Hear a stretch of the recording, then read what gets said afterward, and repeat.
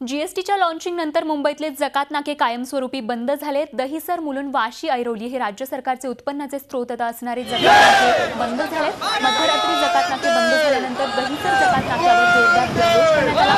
पेढे वाटून नव्या कर्जदारांचं आणि जकात नाका बंद झाल्याचं सेलिब्रेशन यावेळी करण्यात आलं।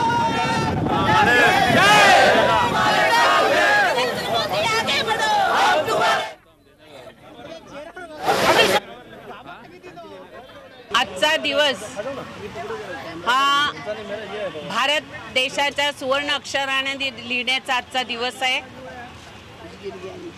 देशाचे पंतप्रधान नरेंद्र मोदी यांनी घेतलेला हा ऐतिहासिक निर्णय आणि ह्या निर्णयाला देशातील सर्व पक्षांनी जो सपोर्ट दिला त्याबद्दल तमाम भारतीय मी अभिनंदन करते, धन्यवाद देते।